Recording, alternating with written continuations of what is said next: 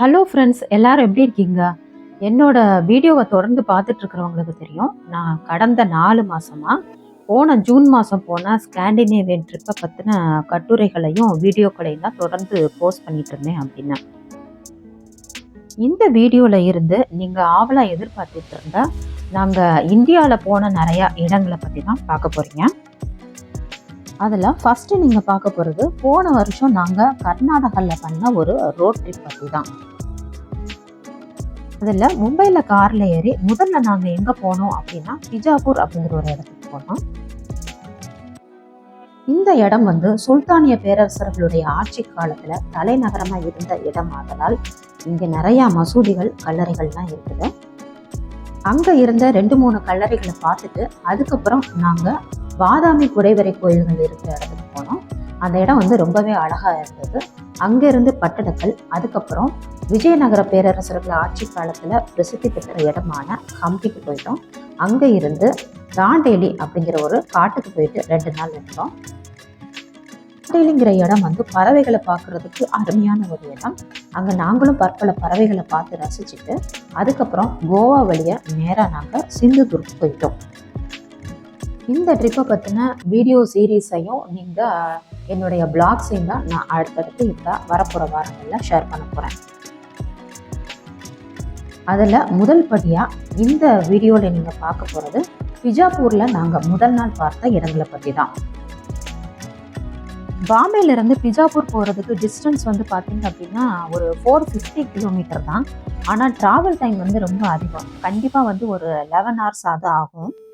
அதனால நாங்கள் என்ன பண்ணோம் அப்படின்னா முதல் நாள் மதியம் லஞ்ச் முடிச்சுட்டு, அதாவது 3ஆம் தேதி லஞ்ச் முடிச்சுட்டு நாங்கள் சோலாப்பூர் போகிற வழியில் இருக்கிற டவுன் அப்படிங்கிற இடத்துல போயிட்டு நைட்டு ஸ்டே பண்ணிட்டோம். அடுத்த நாள் மார்னிங் பிரேக்ஃபாஸ்ட் முடிச்சுட்டு லஞ்ச் டயத்துக்குலாம் பிஜாப்பூர் போயிடலாம் அப்படின்னு சொல்லிட்டு நினைச்சிருந்தோம். ஆனால் எங்களுடைய கார் எதிர்பாராத விதமாக ஒரு சின்ன ஆக்சிடெண்ட்டில் மாட்டிக்கிடுச்சு. அதை ரிப்பேர் பார்க்குறதுக்கே பார்த்தீங்க அப்படின்னா மதியம் 1:30 மணி ஆயிடுச்சு.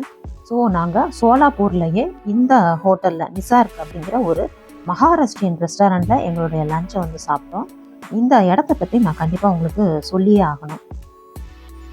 இந்த இடத்துல நாங்கள் சாப்பிட்டது தான் உண்மையான மகாராஷ்டிரிய உணவு வகைகள்.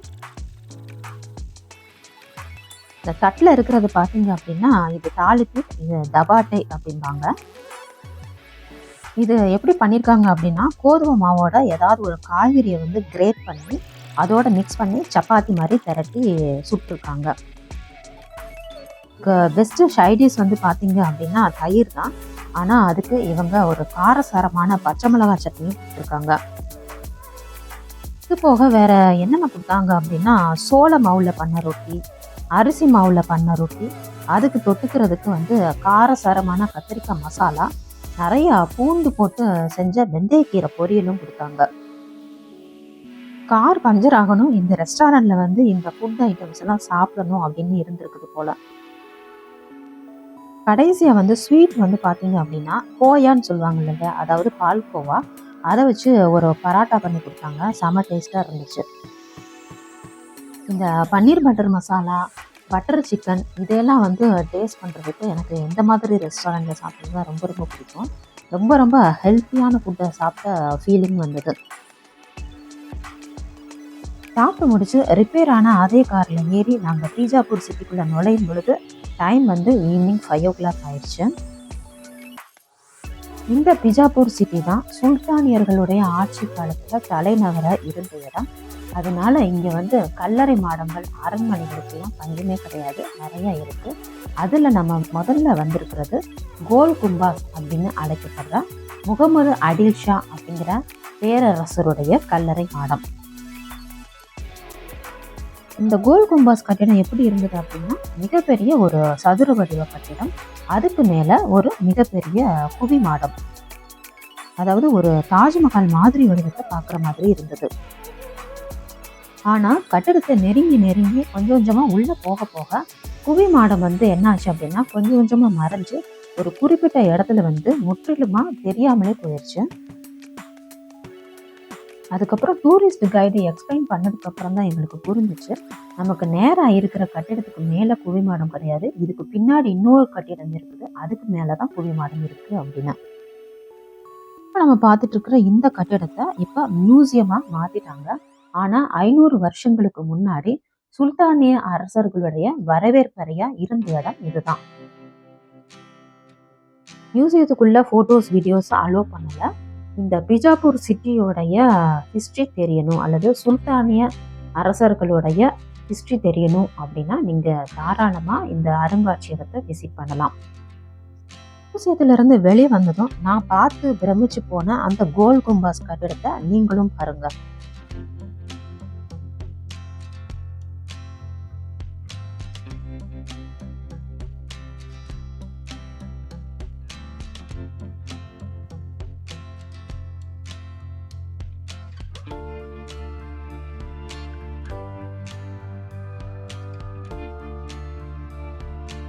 இப்போ நம்ம கண்ணெதிரா பார்த்துட்டு இருக்கிற பில்டிங் தான் நம்ம இப்போ போன மியூசியம். அதுக்கப்புறம் ஒரு நுழைவாயில், அதாவது வரவேற்பறை மாதிரி ஒரு கட்டிடம் இருக்கு. அதுக்கும் பின்னாடி உள்ள கட்டிடத்துல தான் இந்த குவிமாட அமைப்பு இருக்குது. நம்ம இப்போ உள்ள போய் பார்க்கலாம் எப்படி இருக்குன்னு.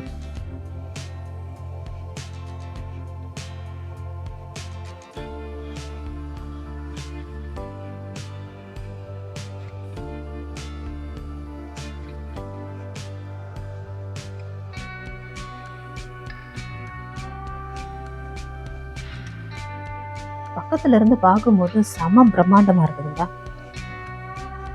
இந்த பில்டிங் வந்து பாத்தீங்க அப்படின்னா 7 தளங்கள் இருக்கு. 4 மூலையிலையுமே இந்த முறுக்கு படிக்கட்டுகள் இருக்கு. இதை வந்து மினாரட் அப்படின்னு சொல்லுவாங்க. இந்த ஆர்கிடெக்சரையே வந்து பாத்தீங்க அப்படின்னா முகமது அடில் ஷாஹி ஆர்கிடெக்சர் அப்படின்னு தான் சொல்றாங்க. அப்படி என்னதான் சுல்தானிய அரசர்களுடைய பாணியில் கட்டின கட்டிடமா இருந்தாலும் அங்கங்க அந்த இந்து கோயில்கள்ல உள்ள சிற்ப வடிவங்களை காண முடியுது.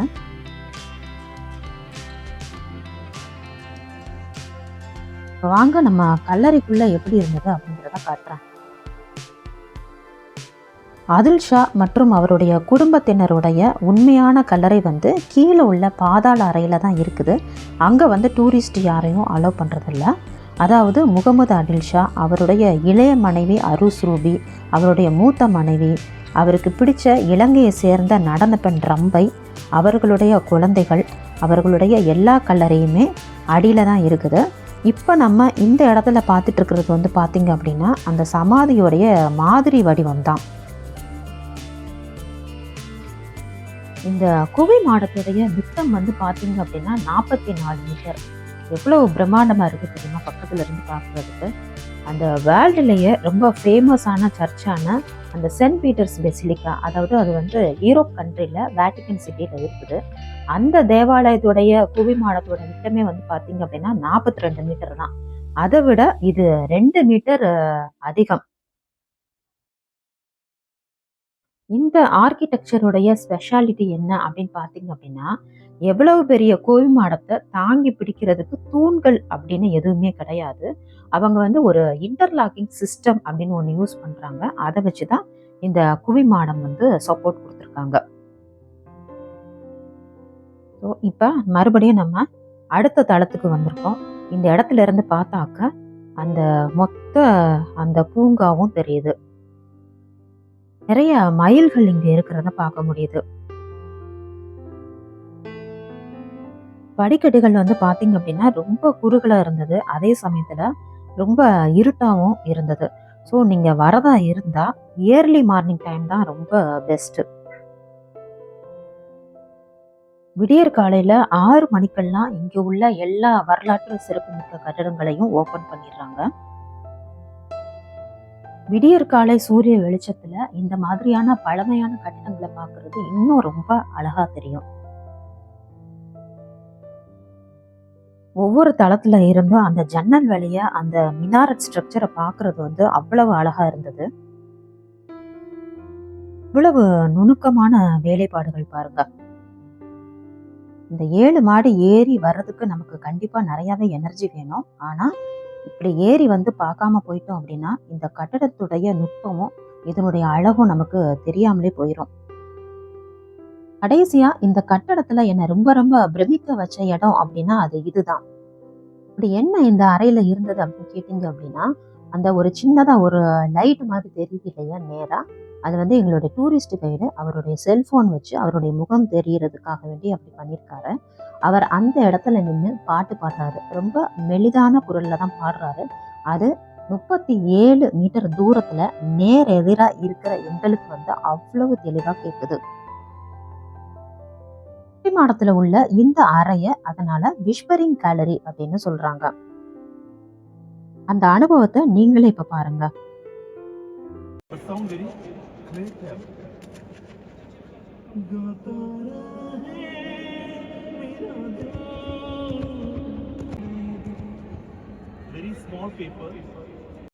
உங்களுக்கு வீடியோல பார்க்கும்போது அவர் மைக்ல பேசுற மாதிரி தெரியும்.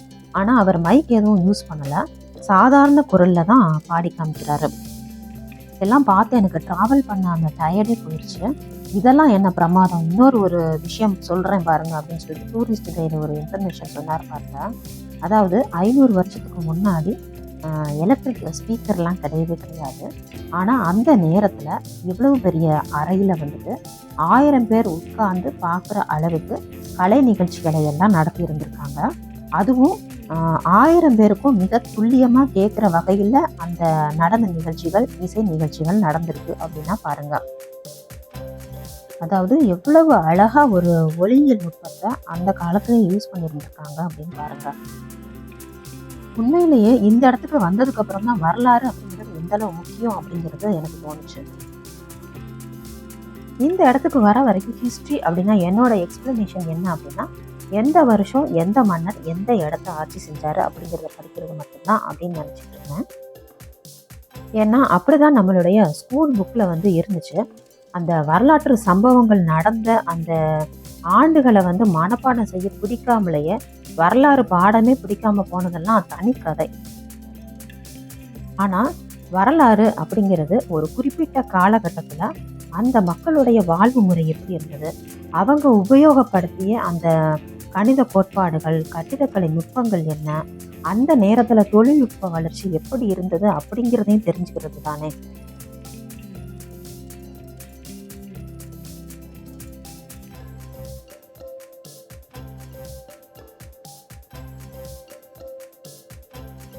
எல்லாத்தையும் பார்த்துட்டு நாங்கள் இப்போ மேல் தளத்துக்கு போனோம். மேல் தளத்துக்கு போனதும் நமக்கு முதல்ல தெரிகிறது என்ன அப்படின்னு பார்த்தீங்க அப்படின்னா, அந்த தாமரை இதழுக்கு மேலே மிகப்பெரிய மொட்டு போன்ற வடிவத்தில் இருக்கிற இந்த பிரம்மாண்டமான குவி மாடம். புரியுதல்ல, அந்த துவாரம் இருக்கிறத பார்க்க முடியுது. அது வழியாகவும் உள்ளே போய் நம்ம குவி மாடத்தை பார்க்கலாம்.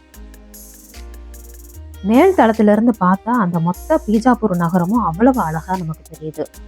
இந்த பீஜாப்பூர் சிட்டியை வந்து முதல்ல வந்துட்டு சாளுக்கியர்கள் வந்து ஆட்சி செஞ்சிருக்காங்க. அவங்களுக்கு அப்புறம் கில்ஜி சுல்தானுடைய ஆட்சி வந்து இங்க நடந்திருக்குது. அவங்களுக்கு அப்புறம் பாமினி சுல்தானுடைய ஆட்சி, அதாவது சுல்தான்களுடைய ஆட்சி மட்டும் பார்த்தீங்க அப்படின்னா கிட்டத்தட்ட 200 வருஷங்கள் எந்த விதமான போர் பயமே இல்லாம அழகா நடந்திருக்குது. அதனால கலைஞர்களும் அறிஞர்களும் அவர்களுடைய பொன்னான நேரத்தை வந்து கட்டிடக்கலையை வளர்க்குறதுக்கும் அறிவியலை வளர்க்குறதுக்கு மட்டும் பயன்படுத்தியிருக்காங்க. அதனால இங்கிருந்து எங்க பார்த்தாலும் குவி மடங்களாவே தெரியுது. சுற்றி சுற்றி மசூதிகளும் கல்லறைகளும் மட்டும்தான் கண்ணு கெட்டிய தூரம் வரைக்கும் தெரியுது. இந்த பீஜாப்பூர் சிட்டியில உள்ள ஏராளமான அரண்மனைகள் வந்து மன்னர் முகமது அடில் ஷாஹி அவர்களுக்கு சொந்தமானதான். இந்த மாதிரியான பிரம்மாண்டமான கல்லறைகளை எல்லாம் பார்க்கும்போது எனக்கு என்ன தோணுது அப்படின்னா, அது எப்படிதான் அந்த முஸ்லீம் அரசர்கள் அந்த காலத்துல நம்ம இறந்ததுக்கு அப்புறம் நம்ம கல்லறை இருக்கிற இடம் கூட மிக பிரம்மாண்டமான ஒரு கட்டிடமா இருக்கணும் அப்படின்னு நினைச்சாங்களோ தெரியல. வேலை அப்படி ரசிச்சு ரசிச்சு கட்டும் பொழுது அவங்களுக்கு அந்த சாவை பத்தின பயம் போய் எப்படா நம்ம சாவோம் அப்படின்னு சொல்லிட்டு ரொம்ப உற்சாகமா ஆயிடுவாங்களோ என்னமோ. அதுலேயும் அவங்க எப்படி எண்ணத்துல கட்டியிருக்காங்க அப்படின்னா, நம்ம அப்பாவோட கல்லறையை விட நம்ம கல்லறை நல்லா இருக்கணும், நம்ம தாத்தாவோட கல்லறையை விட நம்ம கல்லறை ரொம்ப பிரம்மாண்டமா இருக்கணும் அப்படின்னு நினைச்சுக்கிட்டு இருக்காங்க. மன்னர் முகமது அடில் ஷா அப்படிங்கிறவரு தனது அப்பாவோட கல்லறையை விட தன்னோட கல்லறை வந்து ரொம்ப பெருசா இருக்கணும் அப்படின்னு எண்ணி கட்டினது தான் இந்த தாஜ்மஹால் வடிவ கோல் கும்பாஸ். இதே மாதிரியே இவருடைய பையன் 2ஆம் அலி அதில் ஷாவும் அப்படி எண்ணி கட்டினது தான் பாரா காமன் அப்படிங்கிற கல்லறை. அதை வந்து பார்த்தீங்க அப்படின்னா 1672 கட்ட ஆரம்பிச்சிருக்காங்க. ஆனால் அதெல்லாம் கட்டி முடிக்கிறதுக்கு முன்னாடியே வந்து பார்த்தீங்க அப்படின்னா அவர் இறந்துட்டாரு. ஸோ இதுதான் அந்த பாராக் அம்மன் கல்லறை. இந்த கல்லறைக்குள்ளே யாரையும் வந்து உள்ளே விடுறதில்ல. அதனால வெளியில இருந்து ஜஸ்ட் ஃபோட்டோஸ் மட்டும் எடுத்துக்கிட்டோம். ஆக்சுவலாக இந்த கட்டிடத்தை அவங்க பிளான் பண்ணபடி கட்டி முடிக்க முடியல. கட்டுறதுக்கு முன்னாடியே அந்த மன்னர் வந்து இறந்து போயிட்டாரு. பிளான் என்ன அப்படின்னு பார்த்தீங்க அப்படின்னா, இந்த மாதிரி ஆர்ச் இருக்குது இல்லையா, இது வந்து 12 ஆர்ச் மட்டும் இருக்குது. உங்களுக்கு ஃபோட்டோவில் பார்க்கும்போது ரொம்ப சின்னதாக இருக்குது. ஆக்சுவலாக ரொம்ப பெரிய ஆர்ச் இது. அதுக்கு மேலே ஒரு மிகப்பெரிய ஒரு ஹாலு, அதுக்கும் மேலே ஒரு மிகப்பெரிய குவி மாடம் அப்படின்னு சொல்லி தான் பிளான் பண்ணியிருக்காங்க. ஒருவேளை அந்த திட்டத்தை வந்து இவங்க எக்ஸிக்யூட் பண்ணி இருந்திருந்தாங்க அப்படின்னா, இந்த கல்லறை தான் உலக அளவில் ரொம்ப ஃபேமஸான ஒரு கல்லறையாக போயிருந்திருக்கும். இந்த கல்லறையோட எங்களுடைய முதல் நாள் பயணம் வந்து ரொம்ப ரொம்ப திருப்தியாக முடிஞ்சிருச்சு. அடுத்த நாள் நாங்கள் விடிய காலை சூரியன் உதயமான தருணத்திலேயே நாங்கள் வந்து இந்த மன்னர் முகமது அதில் ஷா அவருடைய தந்தையாருடைய கல்லறையை வந்து நாங்கள் பார்க்க போயிட்டோம். அதை பற்றின எக்ஸ்பீரியன்ஸை நான் அடுத்த வீடியோவில் ஷேர் பண்ணுறேன். அது வரைக்கும் வெயிட் பண்ணுங்கள். Thank you so much. பாய்.